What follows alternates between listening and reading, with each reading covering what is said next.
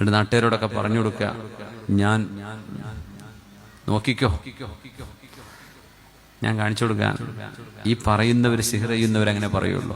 ഞാൻ കാണിച്ചു തരാം, ഞാൻ നോക്കിക്കോ, എന്റെ മക്കൾക്ക്, എന്റെ കുടുംബത്തിന് എന്നോട് കളിച്ചാൽ എന്താണെന്ന് എനിക്ക് തിരിയും എന്ന ഭാഷ ഉപയോഗിക്കുന്ന മുഴുവൻ ആളുകളും സിഹർ ചെയ്യുന്നവരായിരിക്കും. അവർക്കിത് പറയാൻ കഴിയും. പേടിക്കണം.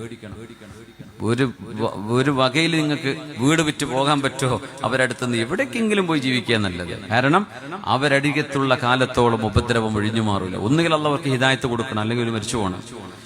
ഇത് രണ്ടും സംഭവിച്ചില്ലെങ്കിൽ അപകടമാണ്.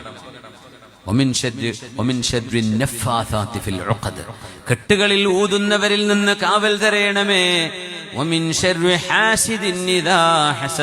അസൂയ വെക്കുന്ന ആളുകൾ അസൂയ വെക്കുമ്പോൾ അവരുടെ അസൂയയിൽ നിന്ന് കാവൽ നൽകണേ റബ്ബേ. അസൂയക്കാരുണ്ടായിരിക്കും, പക്ഷെ അവർ അസൂയ വെക്കാൻ തുടങ്ങിയാൽ പ്രയാസമാണ്, ഉപദ്രവങ്ങളാവും, പ്രയാസങ്ങളാവും. കുട്ടികൾക്ക് അസുഖമാവും, വലിയവർക്ക് അസുഖമാവും, പ്രയാസങ്ങളാവും. അല്ലാഹു കാത്തുരക്ഷിക്കട്ടെ. ഹബീബാനബി തങ്ങൾ ഇങ്ങനെ കിടക്കുകയാണ്. ജിബ്രീൽ അലൈഹിസ്സലാത്തു വസ്സലാം വന്ന് ഈ സൂറത്ത് ഓതിക്കൊടുത്തു. 5 ആയത്തുകളായി. പിന്നെ ഉടനെ ഓതിക്കൊടുത്തു, ബിസ്മില്ലാഹിർ റഹ്മാനിർ റഹീം, ഖുൽ അഊദു ബിറബ്ബിൻ നാസ്. പറയുക നബിയേ, ജനങ്ങളുടെ റബ്ബിൽ നിന്ന് അല്ലാഹുവിനോട് കാവൽ ചോദിക്കുകയാണ്. മലിക്കിന്നാസ്, ജനങ്ങളുടെ രാജാവിനോട് കാവൽ ചോദിക്കുകയാണ്. ഇലാഹിന്നാസ്, ജനങ്ങളുടെ ആരാധ്യനായ പടച്ചതമ്പുരാനോട് കാവൽ ചോദിക്കുകയാണ്. എന്ത്? മിൻ ശർരിൽ വസ്വാസിൽ ഖന്നാസ്, മനുഷ്യരുടെ മനസ്സിൽ വേണ്ടാത്ത ചിന്തകൾ കൊണ്ടുതരുന്ന പിശാചിന്റെ ഉപദ്രവത്തിൽ നിന്ന് അല്ലാഹുവേ കാക്കണേ. ഈമാൻ തെറിച്ചു പോകുന്ന ചിന്തകൾ ഖൽബിലേക്ക് ചിലപ്പോൾ വരും. നമ്മൾ ഒന്നാന്തരം മുഅ്മിനാണ്, ഒന്നാന്തരം മുസ്ലിമാണ്, ഇബാദത്തൊക്കെ വളരെ ക്ലിയറാണ്. എന്നാലും ചില വേണ്ടാത്ത ചിന്തകൾ, എന്താ പടച്ചവനെ ഞാൻ ഇങ്ങനെയൊക്കെ ചിന്തിച്ചു പോകുന്നത് എന്ന് പോലും ഒരു വിശ്വാസി ആലോചിച്ച് പേടിച്ചു പോകും. പടച്ചവനെ എന്റെ ഈമാൻ പോയിപ്പോയോ എന്ന്. പേടിക്കേണ്ട, അതൊരു വസ്വാസാണ്. അത് പറയരുത്. ഇങ്ങനെയൊക്കെ തോന്നി, എനിക്ക് ഇങ്ങനെ പറയാൻ തോന്നി എന്ന് പറയരുത്. മനസ്സിലവിടെ വെക്കുക. അഊദു ബില്ലാഹി മിനശ് ശൈത്വാനിർ റജീം. പുണ്യ നബിയോട് സ്വഹാബിമാര് പറയുമായിരുന്നു, നബിയേ, ഞങ്ങളുടെ നാവുകളിലൂടെ, ഞങ്ങളുടെ മനസ്സിലൂടെ ചിലതൊക്കെ വന്നു പോകുന്നു, പറയാൻ തോന്നുന്നു. ഞങ്ങളെങ്ങാനും അത് തുറന്നു പറയുകയാണെങ്കിൽ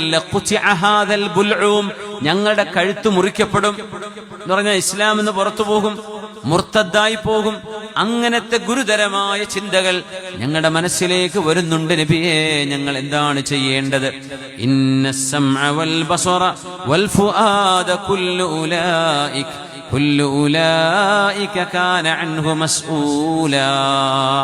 തീർച്ചയായും മനുഷ്യന്റെ കേൾവിയും മനുഷ്യന്റെ കാഴ്ചയും മനുഷ്യന്റെ മനസ്സും ചിന്തയും ഇതിനെക്കുറിച്ചെല്ലാം ചോദ്യമുണ്ട് എന്ന ആയത്തിറങ്ങിയപ്പോഴേ സ്വഹാബിമാര് പറയുകയാണ്, നബിയേ, ഞങ്ങളുടെ മനസ്സുകളിൽ വേണ്ടാത്ത ചിന്തകൾ വന്നു പോകുന്നു, അതിനെക്കുറിച്ചൊക്കെ ചോദ്യമുണ്ടോ?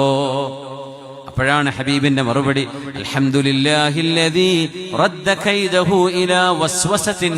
അല്ലാഹു പിശാചിന്റെ ആ ചതി ഒരു വസ്വാസായി ഒതുക്കി നിർത്തിയല്ലോ.